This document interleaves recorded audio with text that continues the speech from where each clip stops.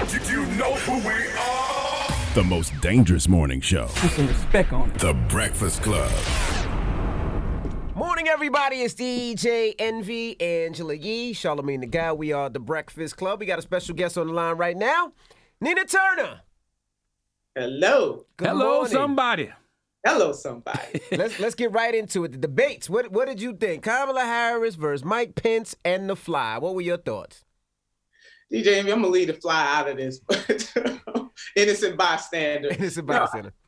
Senator Harris came in hot. She came in and did what she needed to do. She is a great debater, and she showed those skill sets last night.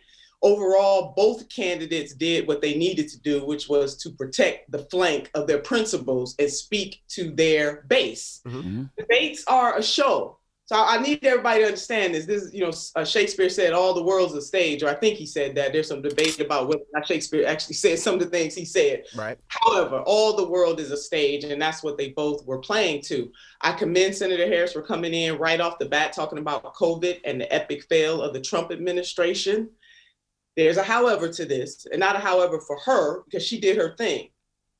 We have to get beyond, these debates are not about getting to the substance of the matter. So it's one thing to talk about COVID, and we should, and how the Trump administration failed miserably. Hell, if the Republicans spent as much time trying to find a solution to the conundrum of healthcare as they have trying to do away with the ACH, we have some good healthcare in the United States of America. On the other hand, you can't have a pandemic of this magnitude, the suffering of this magnitude, and not talk about what the fix should be and could be, and that is Medicare for all. I didn't hear a lot about the poor, talking about the working poor and the barely middle class, not a whole lot of conversation about Black folks in particular. So overall, the debate structure doesn't lend itself to go deep in those ways. You know, Nina, I thought about you last night because I just always think about all the strong sisters that I know, and it makes me wonder, how can we empower our sisters and make them feel comfortable showing up as their full selves at all times? Because I hate that Black women can't express themselves the way they want to without being labeled an angry Black woman. Charlamagne, it starts by having the conversations like you are now, naming it. Saying that it is so in this society that if Black women show righteous indignation, if anybody walking on the face of this damn earth got a right to show righteous indignation and raise hell at all times, it's a Black woman, but it's the embracing of all of who we are. And we have a right to be mad as hell. You know, if your hair ain't on fire, people need to act like their hair is on fire. It's time for that. And Black women display that, I think, better and deeper than anybody else, because we often carry the burdens literally of the entire world on our shoulders. So acknowledging that we don't get a chance to be our true selves is part of starting to try to fix that. What do you think she dropped the ball on, if there was anything? Because we talked about the Breanna Taylor. We felt like she definitely dropped the ball on Breanna Taylor. She didn't go into that. It was kind of, she just spoke about it for a second and then it went into George Floyd. What do you think she dropped the ball on? Because I think she could have stuck at the Mike Pence a lot harder than she did in a couple of things. On the racism part, when Lord Jesus, when the vice president said that he criticized the Biden-Harris administration for talking about racism being a root cause in this country. Mm-hmm. I would have I would have been on him like white on rice and black on coal. Like flies on shit. And that's when that fly came right when he said that. It. I mean, just to lean into that, but I think DJ Envy, it goes back to something else that Charlamagne was saying. She maybe hesitated a little bit. Right. It reminded me almost, not quite, of the first debate. Remember that President Obama had with Romney. That very first debate, he held back. Because I think he had some white advisors, I'm going to be honest, who told him, don't go in there like the angry Black man. Now, not saying that that's his persona, but he held back a lot. And I saw some of that tendency, not a lot, because Senator Harris did her thing, but I saw some of that tendency in that debate. We just got to call it what it is. And any person in the United States of America who would dare fix their mouth, as my grandmother would say, fix their mouth, to say that white supremacy and anti-Blackness is not at the root of all the other isms in the United States of America, they are out of their damn minds. And we just got to call it what it is. If your hair is on fire, act like your hair is on fire. I would have went in on him all day, 7 days, 365 on that issue right there. She could have leaned in a little harder. So both sides did what they had to do, but there was not a whole lot of righteous indignation. And quite frankly, towards the end, I was getting bored. And you know, Donald Trump this morning on Fox News, he called Kamala Harris a monster. And he is a fool. Yep, said that this morning. It's the same thing. Remember, he called Omarosa, and I know some people want to kick my sister out the tribe, but I'm not doing that. She a Buckeye girl, just like I am. But he called her a dog. Yep. So that same, we should be upset. How dare he call Senator Harris a monster? At the same time, he called our sister Omarosa a dog. We should have checked him then. There's something wrong with him. He got a problem with Black women. He got a problem with Black people, and there's no amount of cloaking it that's gonna save this dude. He's just wrong. How do we get people excited again? Like we were talking earlier, and I was saying that when I'm driving, wherever I'm driving, whether I'm in New Jersey or New York, I feel like Trump has the old school record label street team. They got people outside with Trump posters. They putting Trump signs on everything. I don't feel that for the Biden Harris campaign. This is a truly anti-Trump campaign. Election cycle. That's it, and that's all.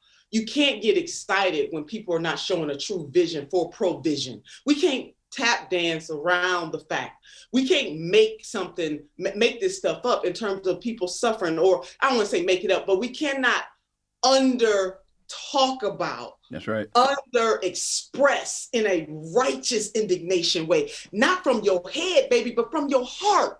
That over 50 million people and counting are unemployed, that the pandemic has blown the roof off of all the illusions in this country, that if you are poor, that if you are among the working poor, that if you are barely middle class, you are losing, you are barely damn hanging on, and this is not new. And so when you don't have that kind of energy and synergy behind the campaign, that's why people are not excited.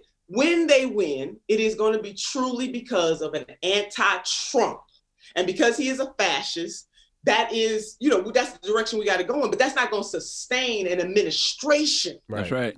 We can't fake this. That's you can't fake it. I told them last night, I think that Senator Harris's talents are wasted defending Joe Biden. Joe Biden don't need defense right now. The Black community does. The poor does. The marginalized does. I don't need to defend Joe Biden. You need to be out here defending the people that have been hurt by this pandemic and all the underlying conditions that left them vulnerable for the pandemic in the first place. Say that, but when you're in the second chair, that's the nature of the job. That's what it is. When you are running as somebody else's vice president, it was the same for me. If you supporting somebody on the campaign, you have to articulate their views and their vision. That is your job, and so that is the job of a vice presidential candidate.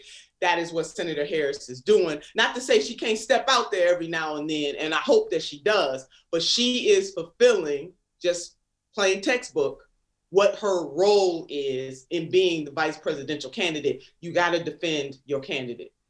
Well, Nina, let's talk about you because you got so much going on. Let's start with Amari. Yes. Public affairs. Let's talk about that. Public affairs, baby. I'm bringing the progressive Black woman vibe to the private sector. That's what I am going to do. Continue to stand up and push issues that will change the lives of people and do it on the private sector side. They're about between $2 billion to $4 billion that's been promised by these companies who all of a sudden got religion when it comes to fighting for racial justice. Well, come on, let's do this with a sister. Let's do some things on the private side that can change the lives of people in this country for real, not just checking off boxes. So I'm excited. I am going to do influencer advising. I'm going to work with candidates that are running on a progressive agenda who, once they get elected, don't forget how they got there and what they are in, either the Congress, the legislature, on the state level of government. Those are the kinds of things that Amari going to do. I'm going to be fighting for campaign issues. Right now, I'm working on Measure J in California, which will take 10% of the sheriff's budget, 10% of the budget, and put it towards housing. And this is only in LA County, on housing, jobs, and healthcare. Those are the kinds of creative things that we need to push government to do and also the private sector to do. So your sister going to be all up in the mix on that side of the ledger. There you go. Now talk about what you and Charlamagne got working with each other. Now I see you guys are doing some things together. We are, baby, the Black Effect. There you go. Me. Yes, I am so happy to be one of the shows in Charlamagne's big venture, the network, in partnership That's with right. Radio to do this daggone thing, to bring a variety of voices. I applaud Charlamagne for his vision on this, to bring Black voices from all walks of life, all issues into the main of the podcast world. And Hello Somebody is really about everybody is somebody. I got that name came to me when I was on the campaign trail. Y'all know I was stumping my ass off. Let's just be honest. Yep. Senator Bernie Sanders. Sister did that. I'm gonna pat my own self. You did. There you go. You Yeah, did. absolutely. You gave him a lot of credibility. You gave Bernie Sanders a lot of credibility. Thank you for that, Char. And so I was speaking to a crowd, and you all know my call and response from my Black church roots, and it just came to me. Hello, somebody, talking about 30,000 people that day in Queens, New York. Hello, somebody. That's my hometown, by the way. That's your hometown, GJ. I felt the love. I felt the vibe. There you go. And I just said, hello, somebody. And the crowd was, hello, somebody. No, everybody is somebody. And I really want on the journey, I want people to be able to go on the journey with my guests and with me, from people who have high profiles to people who are just everyday citizens trying to navigate this world. And let's go on this journey of understanding together. And so I am so delighted and excited. Can you feel it? And a new episode comes out today, right? It's right here. It's not. It's here. It's here. Okay. Excited and delighted to be a part of the Black Effect. Hey. Ain't no effect like the Black Effect. There you go.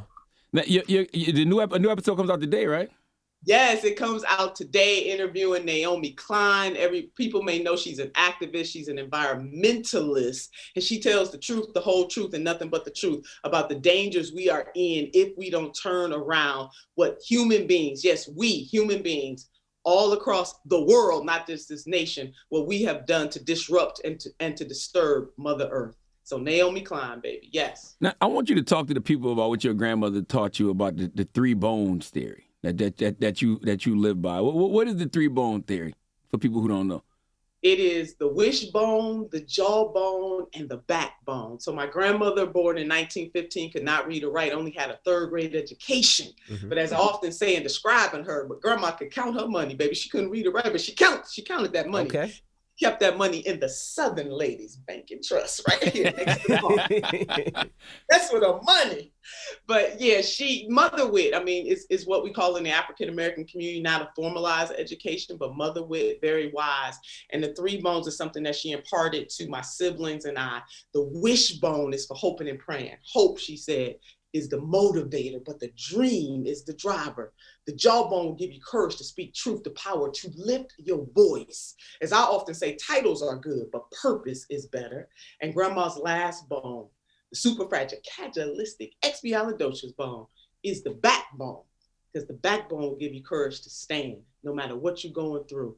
You can't give somebody a backbone if they don't have it. The backbone is the undergirding of every other thing that we do in this life. So just take grandma's wishbone, jawbone, backbone, baby. It is a recipe for life. And I just love her so much for that mother wit. You know, when she was telling us these stories growing up, you just kind of brush them off.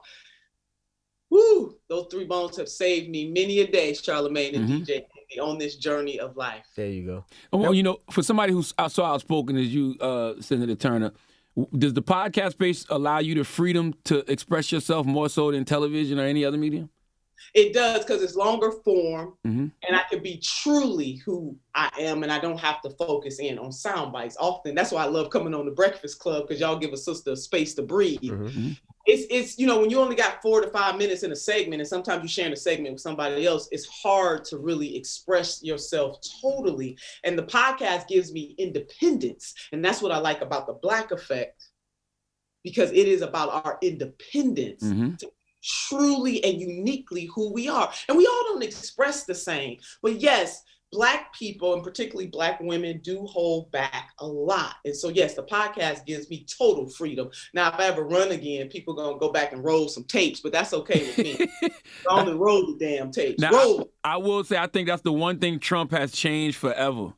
I don't want to hear nothing about what somebody said 10 years ago, 15 years ago. Politicians are allowed to be flawed. They're allowed to be human.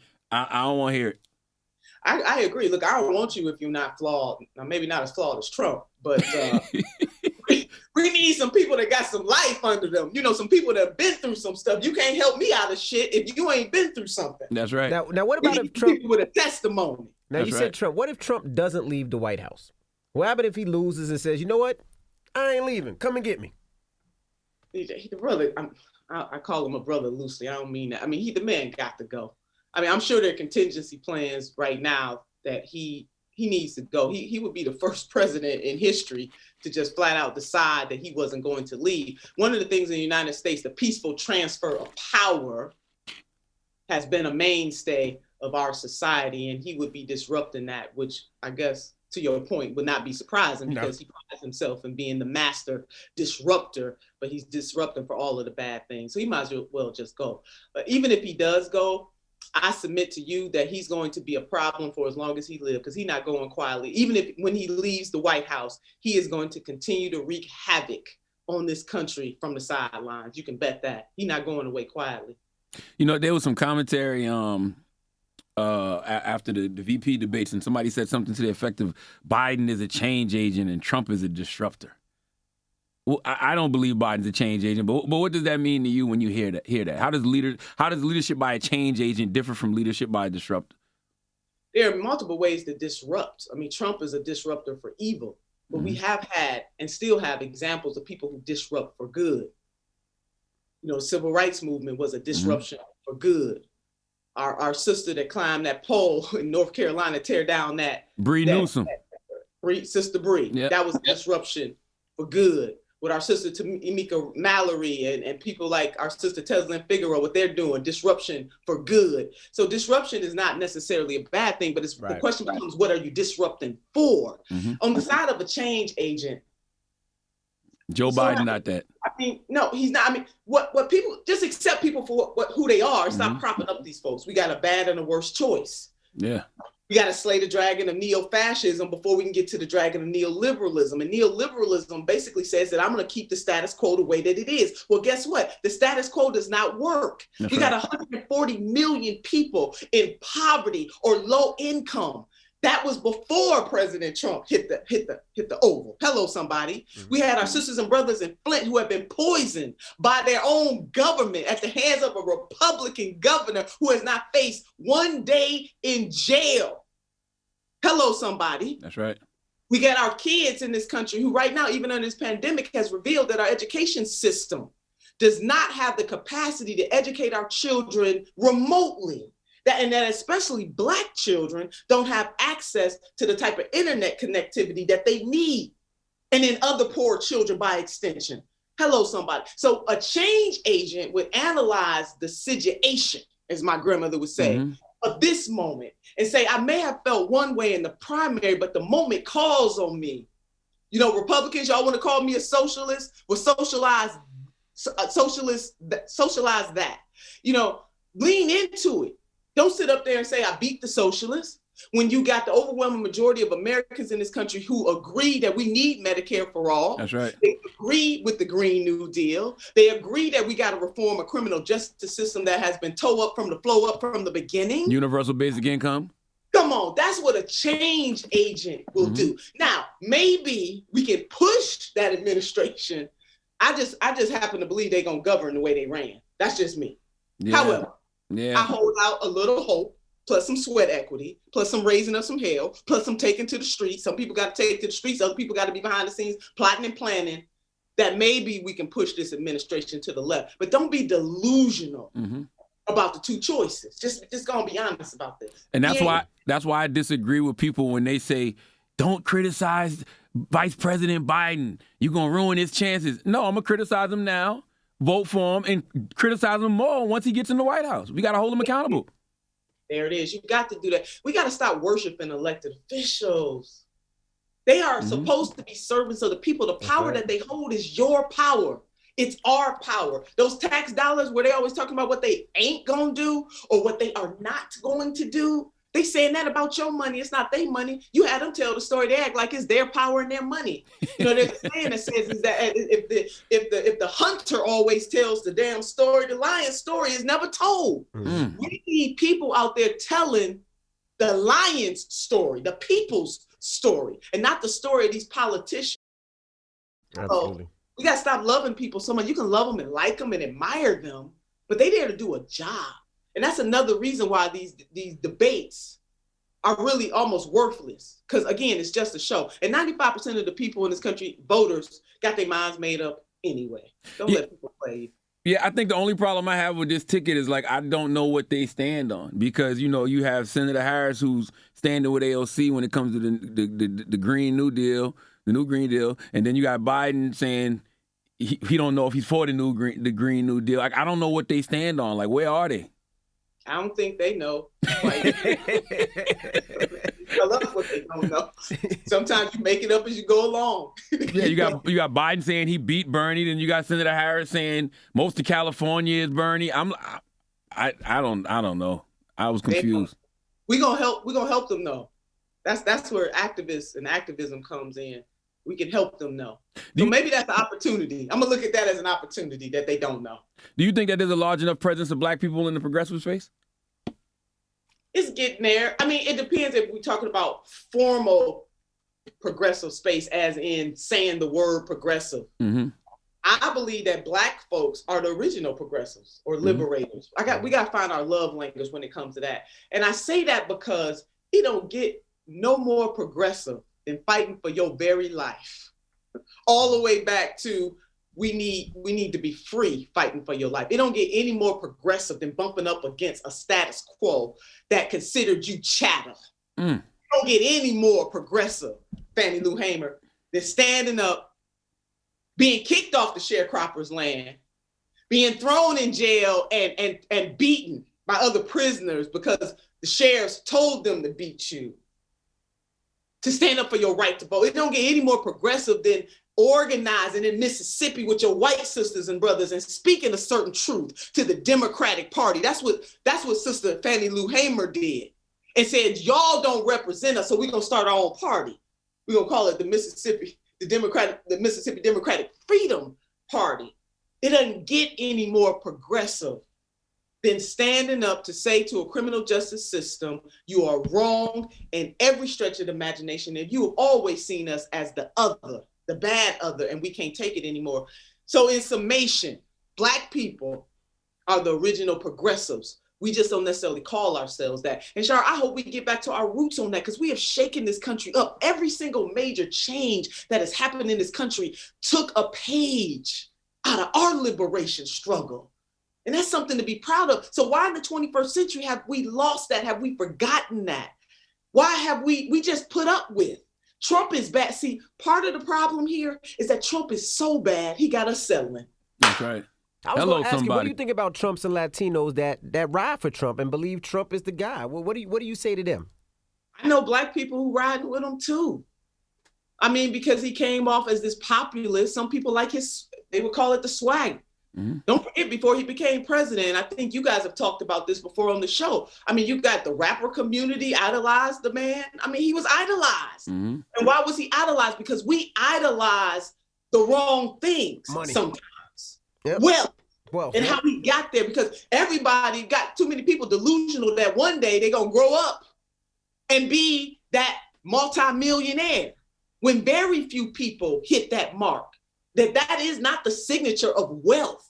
Mm-hmm. Wealth is a multifaceted phenomenon. That means of health, of family, of community, of air, of water, of food, of being clothed in your right mind, as Grandma used to say. That's we got to redefine wealth. So people get caught up in his swag. That's why they want to be, the song want to be like Mike. No, people want to be like these multimillionaires and billionaires, but meanwhile, back at the ranch, the less than 1% making money hand over fist in a pandemic. And our poor sisters and brothers losing hand over fist in this pandemic. So I don't vote shame, DJ Envy. I leave that to the professionals. What I will say is people better search their hearts and minds about what type of America and what type of future we want to have. And oh, by the way, racism and bigotry and white supremacy and anti-blackness didn't start with Trump. Let's not let folks get away with that. That's right. Shit either. That's right. Wow, I can't wait to hear this podcast. Let me tell you something, Senator Nina Turner. I don't know what you're going to run for next, but I swear for God, whatever you run for, I am behind you 1,020,000%. Absolutely. Well, thank you, Nina, for checking in. And where can they hear this podcast, Charlamagne and Nina Turner? Everywhere you listen to podcasts, everywhere. Everywhere you listen to podcasts, Hello Somebody, hosted by Senator Nina Turner, is available on the Black Effect iHeartRadio. Thank you so much for checking in. Thank you. And thank you all always for giving me the space to be uniquely who I am. It has been over the years. Just thank you for your support. When a sister was getting beat down, I still get beat down, but that's okay. But just thank you. I've always had a place of refuge on the Breakfast Club. And so I got nothing but mad love for you all. Thank Always. you so much. Anything else you need to plug? You need to? No. Okay. I mean, shit, I need to be plugging some stuff. You really caught me off guard on that one. No, just being here with you all in the podcast and my company, Amare. Please support this. Please support my company and the new venture that I have undertaken to bring a progressive liberator angle to the private side, using all of my gifts, my skills, and abilities. I have not changed. I am going to continue to lift up humanity and raise hell all the way. So there thank you go. Thank you. Much. Thank you, Senator. Right. It's Senator Nina Turner. It's the Breakfast Club. Good morning. Peace, Queen.